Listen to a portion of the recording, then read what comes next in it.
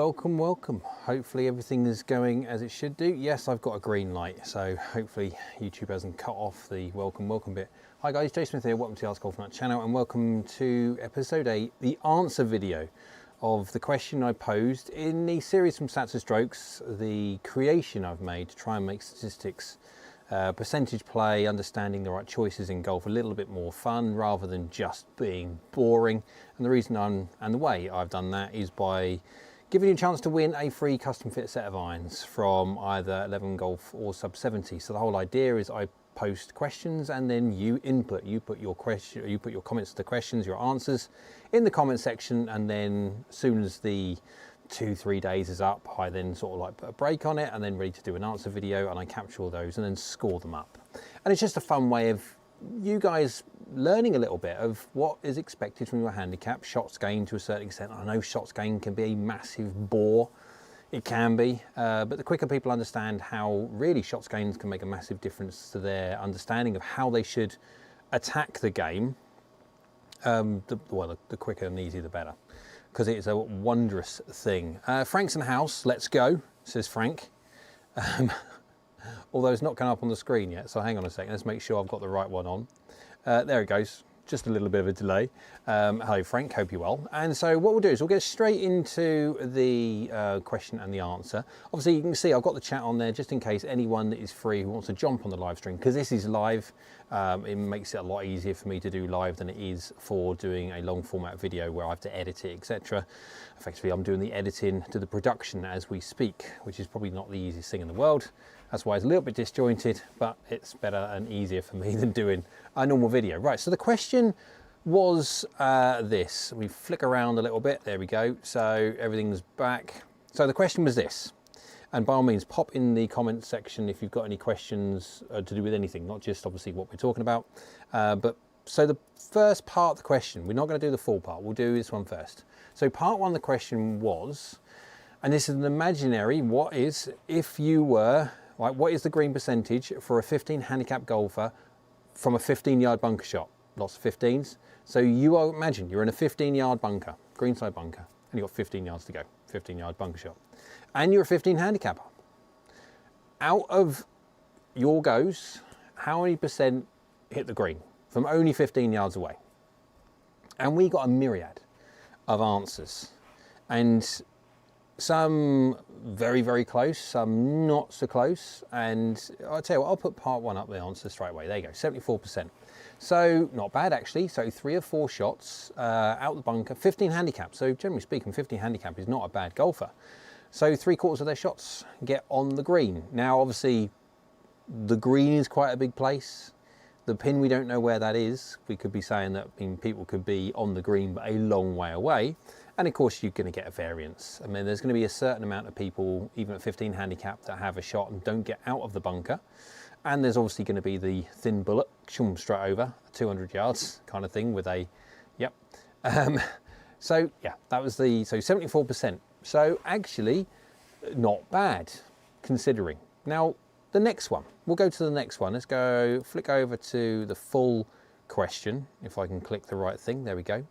And we'll transition to there. So part 2, what is the average distance to the pin by a 15 handicap golfer from a 15-yard bunker shot? Now bearing in mind, 15 yards. First person who can get on the chat, 15 yards in feet is, I know, but we'll see how quick it is. I can see it in front of me anyway. If not, I will literally just say what the number is. If no one can get on there quick enough, 45 feet. So it just times it by 3. It's fairly, very simple. But yeah, so you're only 45 feet away from the pin. What is the average distance to the pin by that 15 handicap golfer from that 15-yard bunker shot? You want to know? And so the answer for this one, there you go, is a 26-foot radius, or effectively a 52-foot diameter circle. It's massive. And if you imagine, 52 feet is more than the 45 to start with. And so you can imagine here that you don't hit the golf, rarely in the bunker do you ever hit the golf ball backwards. Sometimes, I suppose, depending on what situation, and you might have to go sideways and stuff, yeah, okay. But generally speaking, you don't hit the golf ball backwards in a bunker. Harry says, hi Jay, thank you for your response on X. It's not X, it's Twitter. I refuse to call it X, it's still Twitter, but no problem. Absolutely happy to help. And yeah, 52 feet. That is a big circle. So if you're a 15 handicapper and you get your shot to within 26 feet or a 52 foot circle, diameter circle, you are winning. You are shots gaining for that bunker shot, which is crazy. If you get more than 3/4, more than say 3/4 or more, because 74% isn't quite 75. So if you get 3/4 or more of your shots on the green, you are winning, shots gained, winning on that. And then also, if you can stay within a 52 foot diameter circle, which is 17 yards, 17.33333 yards, you are winning again. It is crazy. So let's just go quickly back to the chat. Oh, if I can click the right one, get rid of them, get rid of them, get rid of them, and then fade that back again. There we go. So, we've got Frank saying, just bought a T2458 for my bunker shots, feels so smooth. T24s, yes, I've got one. I had one, obviously, media sample to do the Mizuno T24 review, and I think I had that one in the copper denim, if I remember, the copper one, which does look ever so nice. But yes, as a general rule, when it comes to bunkers, what I've always done from a point of view of fitting, and this is very much so depending on the golfer, but I'm a great fan of being able to try as best as possible and give the client, when it comes to a custom fit, they haven't got loads and loads of money to spend on multiple sets of wedges. So I've always done this, and the logic runs through and has worked over years of doing it. And I've had many notes from ex-clients and such, or previous clients, to say that thanks very much, that worked really well. Now I understand the process. It's made a massive difference. And it's this. So everyone hasn't got lots and loads of money to spend on all the same lofts. So you've got the right loft cappings and all the right ideas, but different bounces for different conditions. Not everyone can have 3 sets of wedges, or at least 2 anyway. So what I do is this. We all understand that when it comes to bunkers, the biggest difference in bunkers, I would say, is the consistency and the quantity of the sand. Obviously, that can be the fact that it's wet or not, or anything else like that. But really the big difference is obviously the ones that most people comment about are the ones where they're inconsistent bunkers. You go in, you dig your feet, and straight away you can feel the subsurface. So straight away your bum is going 50p, 5p, 50p, 5p, because you're thinking this is going to come out like a rocket. You're going to be hitting the ground, bouncing off the ground and sculling it. And they're no different to the ones where you get in, you start digging your feet, and you're just going in like quicksand. You're up to your knees already and you're still going. Those are the ones that really people are saying that they cause the biggest issues. And so you can actually set your wedges up in a way that gives you a bit more versatility. And what I mean by that is, obviously, we're talking bounce. And in your wedges, it's bounce is the most important thing out of a bunker, and understanding how much bounce you need and use, or need to use. And so when you have that really like fluffy, loads of sand, as in like just an acre of it, and you could really feel like I could be digging here and take a load of sand, the ball just goes poof, and does nothing. And so what you need is a load of bounce. Now, what I normally do when it comes to wedges is their gap wedge is normal, whether it be 7, 8 degrees, 10 degrees bounce, whatever they have as a normal gap wedge, no problem whatsoever. When it comes to their sand wedge, they're 54, 55, 56, whichever one it is.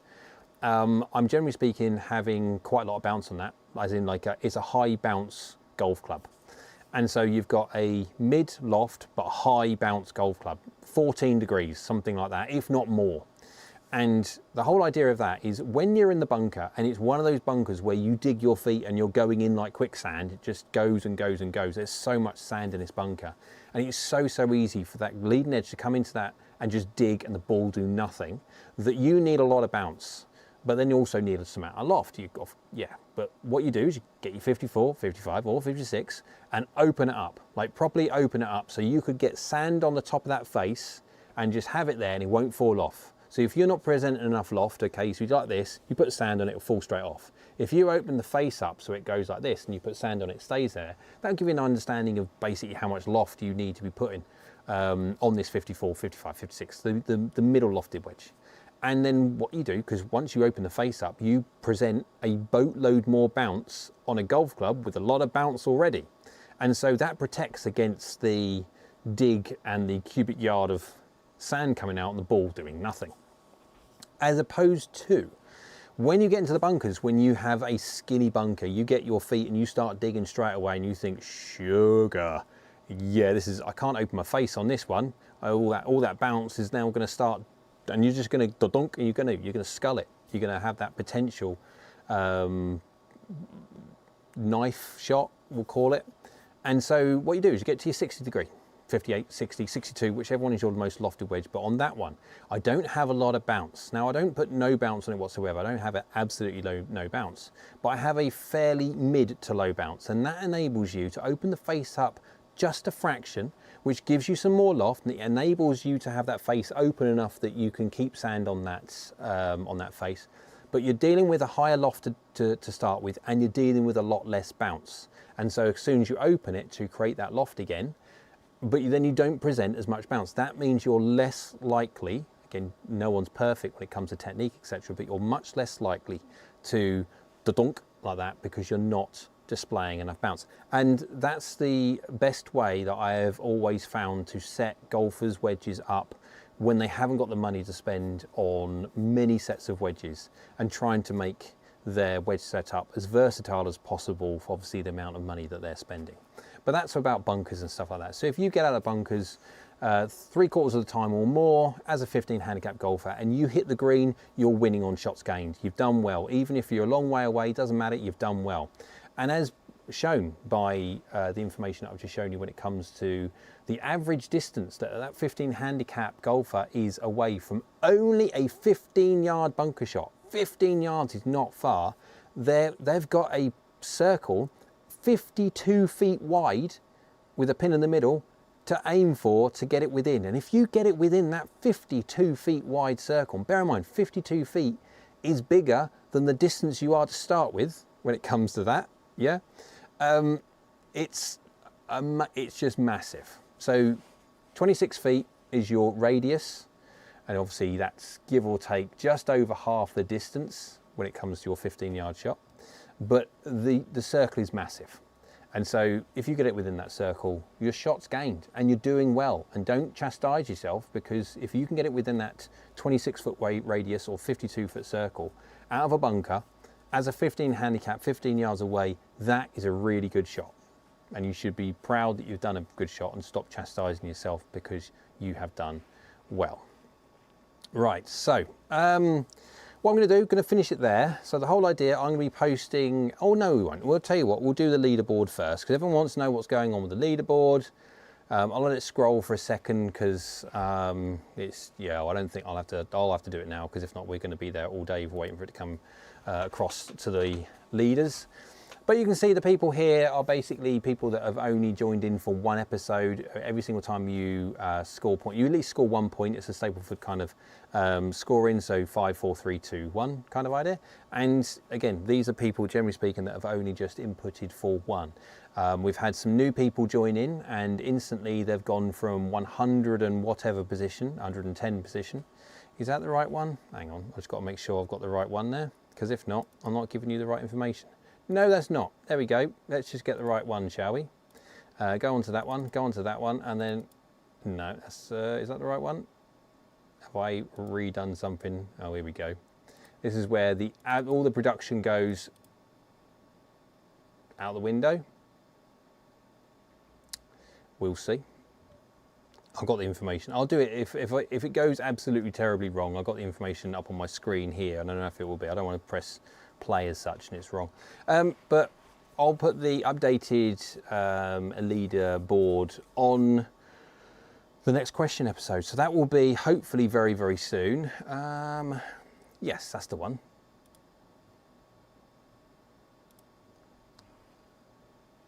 There we go, 110 position, there we go. So Ice Tray has now got a 4-point lead over Niels, and then Williams, oh yeah, there, we'll go that, in third place. But there's only 4 points in it. So again, the important thing is you continue to get involved. Now, again, one person or about 3 people joined from the last episode and they went from 110th position, technically, obviously, because they were at 0 points, all the way up to something like tied 58th and tied 50th. So it doesn't take long to go straight up that leaderboard. So make sure you get involved. The only thing you have to do when you get involved, guys, is make sure that you like the channel, like the videos. You have to be a subscriber to the channel. That's an absolute given. And then when it comes to Sub 70 and 11 Golf, you need to be following them on Instagram and Facebook. Just follow them. That's fine. When it comes to the winner, I will be asking for proof for the fact that you follow them. If not, you don't win, because you have to abide by the rules. And so there you go. Right now, what I will do in the comments of this one, I will give you guys that are watching an opportunity to put down there what area of the game would you like me to try and base the next question on. There was as the light decides it wants to flip over. There we go, we'll do that again.